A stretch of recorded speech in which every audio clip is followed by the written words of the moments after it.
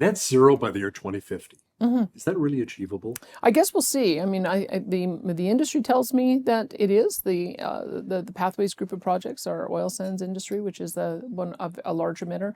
Our electricity generators tell me that it is as well. But I think we have to give some latitude for how we get there.